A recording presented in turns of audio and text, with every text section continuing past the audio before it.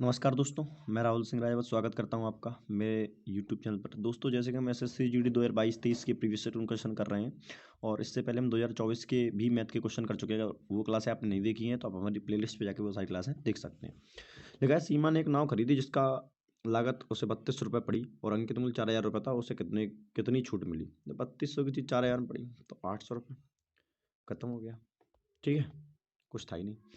एक ढक्कन गोले वाले बेलनाकार पत्र का कुल पृष्ठीय क्षेत्रफल ज्ञात करें जिसके आधार का व्यास के सेंटीमीटर, ऊंचाई k/2 सेंटीमीटर है।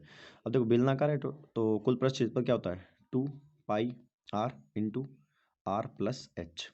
अब देखो, 2 इंटू पाई को कॉन्स्टेंट रखना है, छोड़ो। r कितना देखो, अब बताओ। अब इसका व्यास k है तो रेडियस कितनी हो जाएगी? k/2।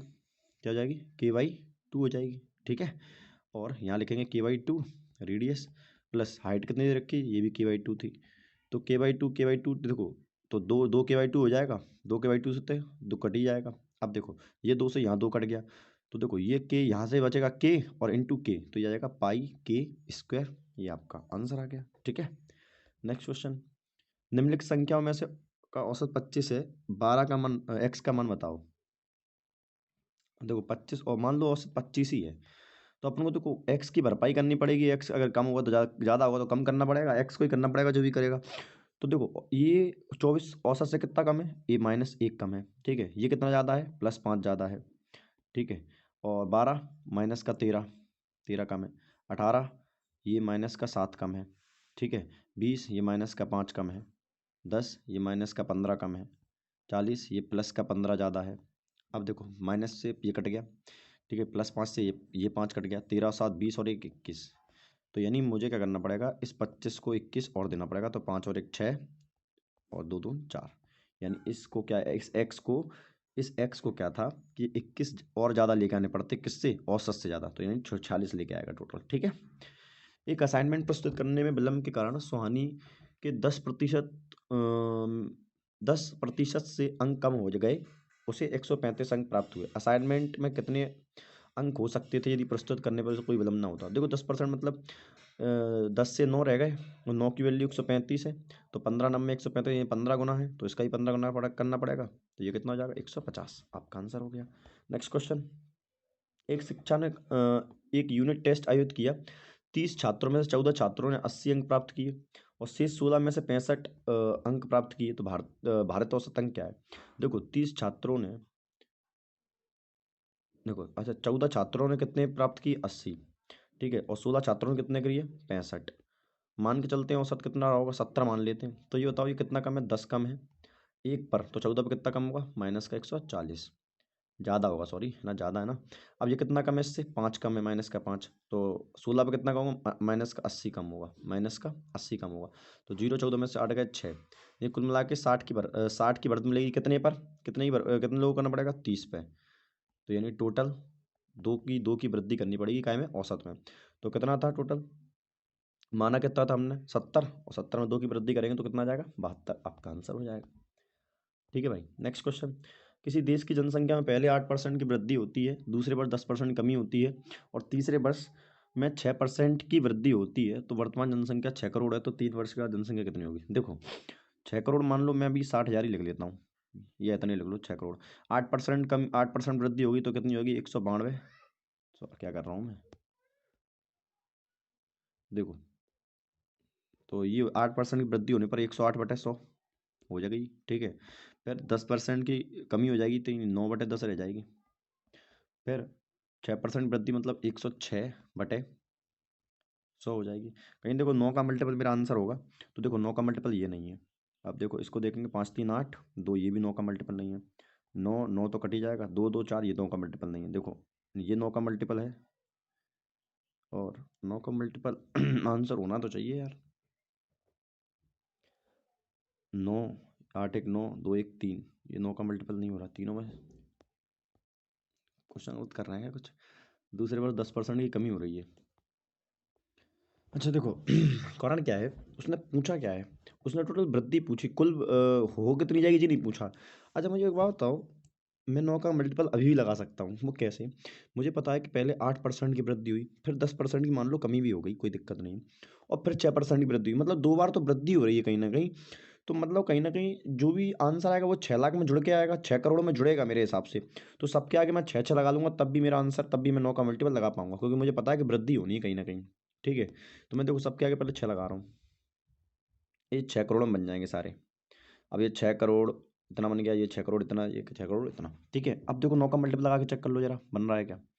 देखो 8, ये 9 9 कट ही गया, 8 1 9, जो 6 5 11, ये 9 से नहीं कट रहा।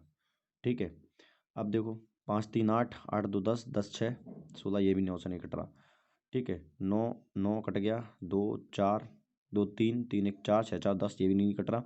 अब देखो 8 1 9, ठीक है, 9 से 9 कट गया, 2 1 3 3 और 6 9, बस ये 9 से मल्टीपल कट रहा है, ये मेरा आंसर हो गया। ठीक है, चलिए आगे बढ़ते हैं। एक शंक्वाकार पात्र की त्रिज्या 4 सेंटीमीटर है, आयतन इतना है, उसका वक्र पृष्ठ क्षेत्रफल बताओ। देखो वक्र पृष्ठ क्षेत्रफल क्या होता है, पाई आर एल होता है। ठीक है, अब देखो पाई सब में कांस्टेंट है, अब उनको एल के लिए चाहिए, तो यहाँ से निकाल लो 1/3 पाई आर स्क्वायर। आर स्क्वायर कितना होगा, आर स्क्वायर एच, यहाँ से एच मिल जाएगा तो 16 पाई बराबर। अब देखो पाई से पाई तो कट ही गया, 4 चौक 16 हो गया। ठीक है, एच की वैल्यू आ गई 3। अगर एच 3 है, रेडियस 4 है, तो एल कितना आ जाएगा 5, क्योंकि आप जानते हैं पाइथागोरस प्रमेय से आता है। तो बस पाई कांस्टेंट रखना, रेडियस 4 थी और एल 5 निकला, 5 चौक 20 पाई मेरा आंसर आ जाएगा। ठीक है, नेक्स्ट क्वेश्चन देखेंगे।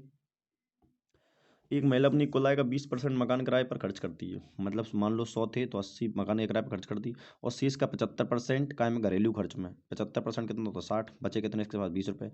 यदि वो 20 रुपये बचाती है, 20 की वैल्यू 600, एक की वैल्यू 30, तो बताया तो उसकी, बताओ 2 जीरो और चिपका दो, 3000 रुपये। ठीक है, नेक्स्ट क्वेश्चन। अनिल बबलू एक कार को 50 दिनों में कर सकते हैं, अनिल प्लस बबलू। ठीक है, और बबलू और कैंडी उसी काम को 60 दिनों में कर सकते हैं, और बबलू नहीं, और ये क्या है, बबलू और कैंडी, और अनिल बबलू कैंडी से 30 दिनों में कर सकते हैं, अनिल बबलू और कैंडी से 30 दिनों में कर सकते हैं। एलसीएम मान लो, तो देखो तो 3 इसमें तो आ ही रहा है, 6 पंचे 300 मान लो एलसीएम, ये गया 6 बार, ये गया 5 बार, और ये कितनी बार गया 10 बार। ये कैसे हो सकता है, और अनिल बबलू कैंडी से 30 दिनों में पूरा कर सकते हैं, बोला है अनिल और बबलू। अच्छा चलो ठीक है, अब मुझे एक चीज़ को समझा दो कि बबलू द्वारा कुल कार्यों को पूरा करने में कितने दिन लगे, बबलू की क्षमता पूछी है। अगर मैं ये देखूं कि अनिल बबलू और कैंडी की जो क्षमता है वो 3 है, तो मैं अगर यहाँ से कैंडी की क्षमता निकालना चाहूँगा तो अनिल बबलू की रख दूँ, बबलू और किसकी निकालनी है, अनिल बबलू की निकालना, अनिल और बबलू। अनिल बबलू की 6 है तो कैंडी कितनी आ जाएगी 4। अगर कैंडी की 4 है तो बबलू कितनी आ जाएगी 1, कितनी आ जाएगी 1। तो बस एक क्षमता से 300 कार्य करने में 300 ही दिन लगेंगे, काम खत्म। नेक्स्ट क्वेश्चन भाई, लाई इतने इतने, ए बराबर ये है, बी बराबर ये है, सी की वैल्यू निकालो, बस कुछ नहीं, रख दो सीधी वैल्यू। अगर ऐसा दिखाई दे तो डायरेक्ट वैल्यू का 6 4 10 16, 16 4 20, 20/6, यानी काटेंगे तो 10/3 मेरा आंसर आ जाएगा। देखो टी एक स्थान से 50 किलोमीटर दूरी स्थित के बीच की आधी दूरी 20 मिनट में तय करता है, और दूसरे आधे भाग को दौरान उसकी चाल किलोमीटर में कितनी होनी चाहिए ताकि ए से बी उसकी औसत चाल 80 किलोमीटर हो जाए। देखो टोटल दूरी क्या है 50 है, ये भी 25 रही होगी, ये भी 25 रही होगी। आप जानते हैं औसत औसत चाल का फॉर्मूला लग जाएगा यहाँ पे, क्योंकि दूरी बराबर है ना। 50 किलोमीटर की दूरी स्थित है, आधी दूरी 20 मिनट में तय करता है। देखो 50 किलोमीटर की दूरी 20 मिनट में तय करता है, घंटे बना लेके 60 से डिवाइड करेंगे चीज़ों, 2 से 25 बार, और 2 से देखो 25 थी 75 आ जाएगा, 2 से 25 बार, 2 से कितने आ जाएगा 25, 25 छक्का 150, जैसे ही कह रहा हूँ नहीं 1/3। समझ में आ रहा है कि नहीं आ रहा, 20 मिनट में करता ना 60, क्या कर रहा हूँ मैं, 25 दूरी तय करनी है, 25 तय करनी है, कितनी तय करनी है, आधी कर रहा है ना, 25/20/60, तो ये गया कितनी बार 1/3, 25 थी 75। अब लगा दो, पहले यहाँ पे आ गई चाल 75, दूसरे की मुझे एक्स मान लो, और औसत चाल दे रखी है, तो औसत चाल का फॉर्मूला होता है 2 × A, तो 75 + x + 75 × x अपॉन में आएगा 75 + x। ठीक है, औसत चाल निकलती है, औसत चाल कितनी रखी है 80 दे रखी है भाई, कितनी रखी है 80, 2 से जाएगा 40 बार, 5 से 5 × 40, 5 से कर लो 15 बार, तो जाएगा 15x बराबर, देखो 75 × 8 करेंगे, 75 × 8 + 8x, तो 8x यहाँ जाएगा, कितना बचेगा 7x, तो ये 7x बराबर आ गया 75 × 8। देखो 75 दूनी 150 होता है, 600 और 900 आ जाएगा मेरे हिसाब से। नहीं, 8×5 = 40, कितना 8×5 = 5 × 4 8 × 7 = 56, 56 4 कितना होता है 60। ठीक है, और 7 से करेंगे तो 7 9 63 तो नहीं जाएगा, 7 8 56, 8 बार जाएगा, 7 8 56 कितने 4 और 7 5 35, 85 पॉइंट करके मेरा आंसर आएगा। ये मेरा आंसर हो गया। ठीक है, नेक्स्ट क्वेश्चन।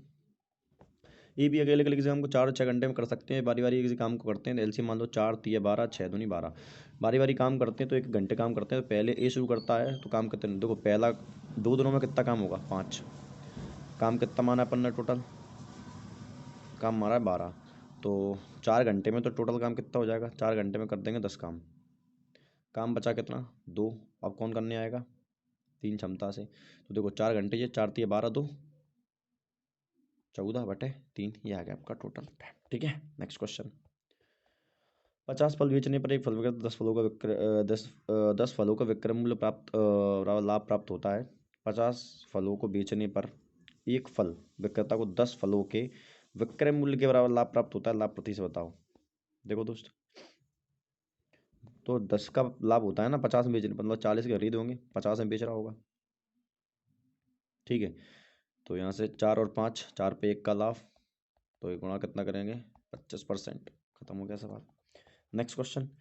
बोला ये ने 60,000 रुपये में 15 ग्राम सोना खरीदा और 6,000 रुपये मेकिंग चार्ज, 6% मेकिंग चार्ज दिया। 6% लाभ प्राप्त करने के लिए 10 ग्राम सोने का मूल्य 10 ग्राम का मूल्य कितना होना चाहिए। देखो पहले अपन 1 ग्राम का मूल्य निकाल लेते हैं। 60,000 में खरीदा, कितने 3 2 5 3 2 5, तो ये 150 ग्राम का मूल्य ये है। अगर मुझे 10 ग्राम का निकालना है तो यहाँ 10 से मल्टीप्लाई कर दूंगा, कोई दिक्कत आप तो कोई दिक्कत नहीं, 0 से 0 कट गया। ठीक है, और 15 चौको 60, यानी 40,000 आ गया कहीं ना कहीं। कितना आ गया 40,000। बोला 6% मेकिंग चार्ज है बटे 100, और 6% का लाभ कमाना है तो बटे 106 बटे 100। ठीक है, 1 2 3 4, 1 2 3 4, बस 106 × 106 कर दो। देखो 4 6 24 और 4 एकम 4, ये आ गया, और इंटू 106। तो क्या करेंगे पहले 100 इसको मल्टीप्लाई कर देते, 100 + 6 मान के, 100 + 6, तो देखो 100 से करेंगे तो जाएगा 42400, और 6 से करेंगे 4 4 6 24 हंसलाई 2 4 4 6 24 हंसलाई 2, और 4 दूनी 6 दूनी 12 2 14 हंसलाई 1 1 25, 4 4 5 4 9, तो 9144 किसके बीच में आ रहा है, ये इसी के लास्ट में आ रहा है। ये आपका आंसर हो जाता। दो संख्याओं का गुणनफल 1890, उन संख्याओं के बीच का अंतर 3 है, तो उन संख्या का लघुत्तम समवर्तक क्या है। देखो दोस्त, आप जानते हो कि HCF इंटू LCM एक फॉर्मूला होता है, पहली संख्या गुणा दूसरी संख्या बराबर होता है LCM इंटू HCF। देखो दो संख्याओं का गुणनफल कितना रखा है 1890, और ये बराबर होगा LCM मुझे निकालना। अब HCF की अगर देखो HCF भी कितना होगा 3 ही होगा। अब पूछो सर क्यों, अगर मैं तुमसे बोलूँ 12 और 15 का HCF निकालो, तो आप बोलो सर इसका HCF 3 आएगा। अगर मैं इनका अंतर पूछूं तो अंतर कितना आएगा, सर अंतर भी 3 ही रहेगा। चलो ठीक है, मैंने दूसरी संख्या ली, मैंने बोला 9 और 9 और 15 का HCF निकालो, तो बोलो सर 3 ही आएगा। कितने आएगा 3, 3 का अंतर है तो संख्या का लघुत्तम समवर्तक करता है। मतलब HCF जो है वो कहीं ना कहीं अंतर के बराबर ही होता है। तो मैं इसको यहाँ से काट दूंगा, तो 3 6 18, 3 3 का 9, 3 3 का 9, ये आ गया 630, ये मेरा आंसर हो गया। ठीक है, यदि ब्याज अर्धवार्षिक रूप से चक्रवर्तित किया जाता है तो 100 रुपये 1000 रुपये पर 1 वर्ष के लिए 20% प्रति वर्ष से चक्रवर्ती ब्याज क्या होगा। देखो अर्धवार्षिक अर्धवार्षिक हो रहा है ना, देखो और 10% यानी 100 रुपये ये प्लस 100 रुपये ये प्लस इसका भी 10%, मतलब 10 रुपये ये, तो 210 रुपये ब्याज मिलेगा। ये मेरा आंसर हो गया। ठीक है, नेक्स्ट क्वेश्चन। अब देखो 2p 3q 5r बराबर ये रखा है, p अपन r के बीच का अंतर बताओ। देखो कुछ नहीं, इनके ऐसी कोई संख्या मान लो जो तीनों से कट जाए, तो आप बोलोगे सर 15 मान लें, नहीं 15 नहीं 30 मान लो। तो पहले की वैल्यू आएगी 15, दूसरे की आएगी 10 और तीसरे की आएगी 6, है ना। तो 15 10 35 6 31, 31 की वैल्यू आ गई दे रखी है 6200। और बोल कह रहा है पी और आर के बीच का अंतर, पी और आर के बीच का अंतर कितना है 11 का, गुणा 11 की वैल्यू निकालनी है। तो 2 11 दूनी एक की वैल्यू 200 आ जाएगी। मतलब पी और आर के बीच का अंतर PQR, तो देखो पी और आर के बीच का अंतर 9 का है, सॉरी 9 दूनी 1800, मेरा आंसर आ जाएगा। ठीक है, 37 को 26 से भाग करने पर शेषफल क्या बचेगा। अब मुझे बताओ 3 की पावर को, पहले 27 को जोड़ो, तुम तो बताओ 3 की पावर को ऐसे ले सकते हो, 3 की पावर 4 गुणा 3 की पावर, अच्छा छोड़ो इसको, 3 की पावर कितनी रखे, 4 घटा देंगे तो 23। अब जाओ, तो ये कितना होता है 27। अब जब 27 को जब मैं 26 से काटूंगा तो बेटा शेषफल 1 बचेगा। और 1 की चाहे कितनी भी पावर कर लो आप, ऐसे 26 कितनी भी पावर कर लो तो शेषफल कितना आना, 1 ही आना है। तो बस ये मेरा आंसर हो जाएगा। ठीक है। किसी वस्तु अंकित मूल्य 100,000 रुपये है, यदि 7% की छूट पर बेचा जाता है, डीलर ने 50% का लाभ प्राप्त करता है, तो उत्पाद का लागत मूल्य बताओ। देखो सिंपल सा फॉर्मूला, सीपी और एमआरपी का एक रेशियो होता है, रिलेशन होता है, आप सबको पता है, 100 माइनस डिस्काउंट परसेंट और 100 प्लस प्रॉफिट परसेंट, तो 150। मतलब अंकित मूल्य दे रखा है, यानी 1000 की वैल्यू दे रखी है, 150।